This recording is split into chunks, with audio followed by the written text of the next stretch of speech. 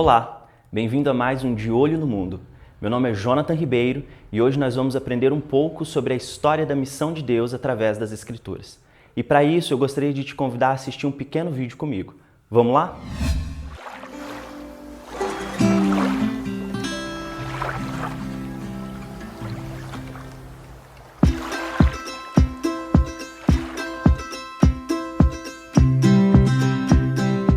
A Bíblia é um texto formidável, composta de 66 livros diferentes, escritos por mais de 40 autores em um período de 1000 anos.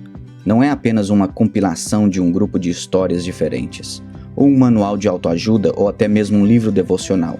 É uma história coesa de Gênesis ao Apocalipse, a história da glória de Deus. Vamos ver essa história. No princípio, Deus criou todas as coisas para a sua glória. Como coroa da criação, ele fez o homem para que Deus pudesse compartilhar a si mesmo com outros. Ordenou para sermos férteis, multiplicar e encher a terra com a glória de Deus. Mas o homem decidiu não confiar em Deus e que ele estava escondendo alguma coisa de nós. Nós decidimos viver para nós mesmos ao invés de viver para Deus, e isso encheu a terra com o pecado e egoísmo. O homem errou o caminho de tal maneira que Deus inundou toda a terra e começou tudo de novo com um homem chamado Noé. Quando Noé saiu da arca, Deus lhe disse as mesmas palavras que disse a Adão: "Sede férteis e multiplicai e enchei a terra." Mais uma vez, porém, a humanidade procurou honrar o homem ao invés de Deus. Porque todos eles compartilhavam a mesma língua, era fácil de comunicar e cooperar. Então eles fizeram um plano. Em um lugar chamado Babel, eles iriam construir uma torre até os céus para estabelecerem um nome para si. Eles trabalharam para construir o seu próprio reino, ao invés de obedecer à ordem de Deus. Eles cometeram o mesmo erro que cada uma das gerações anteriores havia cometido. A humanidade ignorou a Deus e sua ordem de espalhar o seu nome e sua glória por toda a terra. Então Deus tomou a seguinte decisão. Ele confundiu as línguas das pessoas para que elas não pudessem mais facilmente comunicar entre si. Naquele momento, Deus formou a diversidade entre tribos e povos do mundo. Assim, diferentes grupos de pessoas se espalharam para o norte, o sul, o leste e o oeste. Dessas nações, Deus escolheu um homem chamado Abraão e fez uma aliança com ele. Deus disse a Abraão que ele iria abençoá-lo e todos os seus descendentes, transformando-os em uma grande nação que iria abençoar todas as outras nações. Deus eventualmente nomeou esta nação Israel, e ele começou a demonstrar sua glória através deles de muitas maneiras. Deu-lhes um conjunto de leis para viver de modo que eles poderiam ser separados, vivendo uma vida santa diante de todas as outras nações. Ao fazer isso, eles se tornariam um sacerdócio real, mediando entre Deus e o homem. Obedecendo seus mandamentos diante das nações, Israel iria encorajar e incentivar as pessoas a amar a Deus e amar os outros. Deus também deu a Israel um lugar geográfico especial sobre a terra, estrategicamente localizado no meio de todas as outras nações.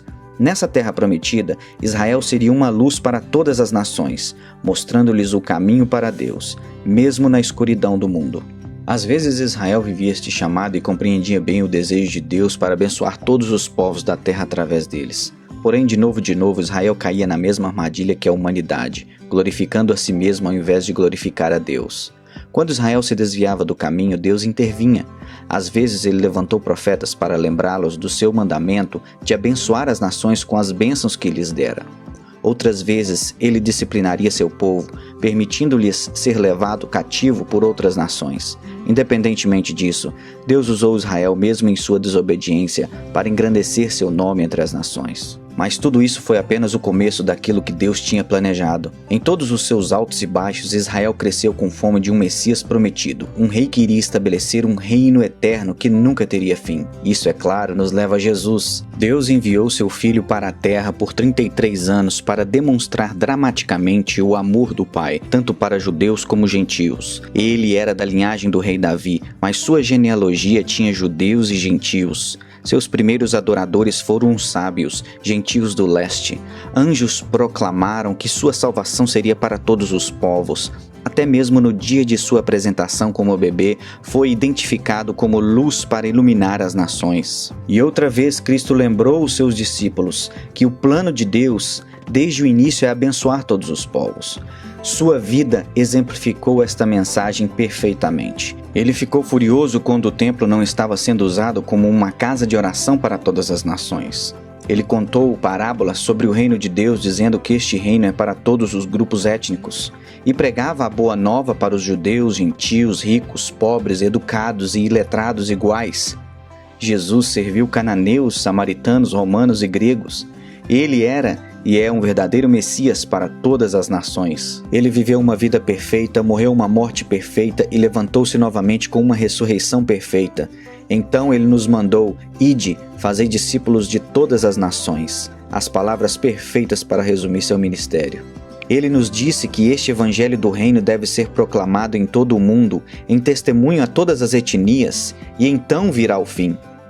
Nós vemos o início disto quando o Espírito Santo encheu os discípulos no Pentecostes e proclamou as maravilhas de Deus em várias e diferentes línguas do mundo. Também a continuação quando Cristo chamou Paulo e outros apóstolos para pregar o Evangelho aos gentios. Ele continua até o dia de hoje. Estamos à espera do fim que vemos em Apocalipse, quando o Cordeiro de Deus adquiriu com o seu próprio sangue cada nação. Essas pessoas vão formar uma multidão que ninguém pode contar, de toda tribo, língua, povo e nação, dizendo: a salvação pertence ao nosso Deus que está sentado no trono e ao Cordeiro. Essa é a história da Bíblia. Uma única história coesa de capa a capa. A história de Deus, a história de sua glória entre todas as nações. Mas não pode vir a ser concretizada até que todas as nações escutem esta história. Ele te convida para essa história. Ele te convida para essa missão. Qual será a sua participação? Bom, aprendemos nesse vídeo que a Bíblia conta a história da missão de Deus. E o mais legal disso tudo é que você e eu, nós podemos fazer parte disso. Eu gostaria de ler com você um texto que está no livro dos Atos dos Apóstolos, no primeiro capítulo. Esse primeiro capítulo conta um pouco dos últimos momentos de Jesus com os discípulos. Então a gente entende que essa palavra, essa mensagem, ela é muito importante. Olha só o que Jesus responde para os discípulos no versículo 7. E ele lhes respondeu: Não lhes compete saber os tempos ou as datas que o Pai estabeleceu pela sua própria autoridade, mas receberão poder quando o Espírito Santo descer sobre vocês, e serão minhas testemunhas em Jerusalém, em toda a Judéia e Samaria e até os confins da terra. Esse texto ele é muito importante, porque ele nos mostra, ele nos diz que o poder do Espírito Santo, o poder do próprio Deus, veio sobre a igreja para que nós fôssemos testemunhas de Cristo.